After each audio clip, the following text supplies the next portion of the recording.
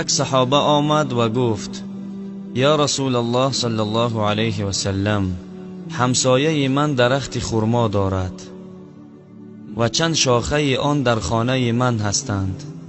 وقتی که در آنها میوه میپزد، پس از پختن در خانه من میافتند.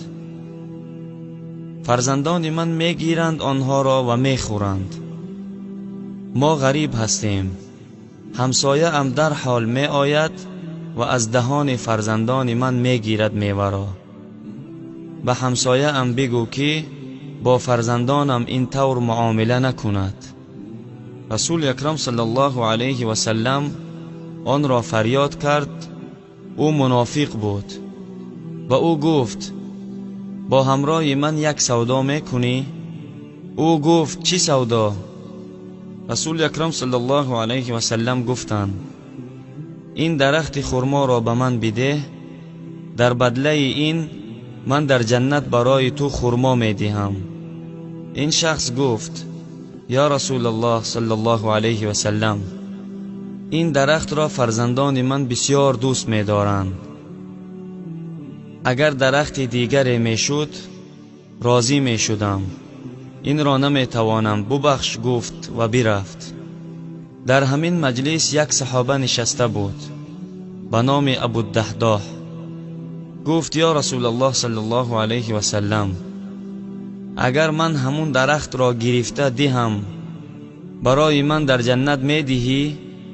رسول اکرم صلی الله علیه و سلم گفتند: بله، تو بگیر به من بده، من برای تو میدهم در جنت.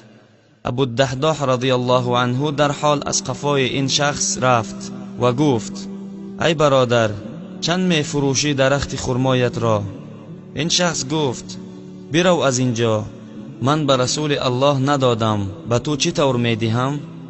ابوالدحداح گفت: هر قیمتی که از دهانت می براید بگو، چند میگیری؟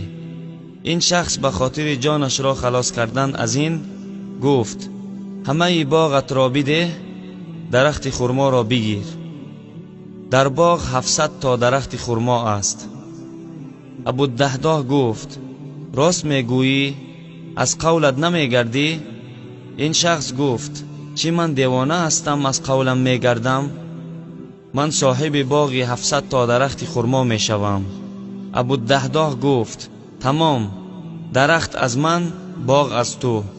از خوشحالی دوان به نزد رسول اکرم صلی الله علیه و سلم حاضر شد.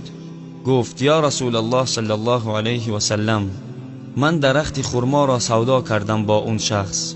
رسول اکرم صلی الله علیه و سلم گفتند: چه طور سودا کردی؟ گفت: همه باغم را دادم، درخت خرما را گرفتم. رسول اکرم صلی الله علیه و سلم گفتند: این طور باشد، سودای من هم با تو دیگر شد. کم من عدق رداح و دار فیا لأبی الدحداح فی الجنه. ای دوست من با چشمانم دیده ایستاده ام که الله جل جلاله برای تو در جنت یک خانه نه بلکه قصرها بنا کرد، یک باغ نه بلکه باغها تیار کرد. برادران عزیز، این است نشانه ایمانداری و این است نشانه محبت. الله مهربان در این ماه مبارک همه گناهان ما و شما را ببخشد و داخل جنت گرداند بدون حساب. سخنان خوب را برای دیگران رسانیدن این خود صدقه جاریه است. این نوار را نشر کنید و در ثواب شریک شوید. و السلام علیکم و رحمت الله و برکاته.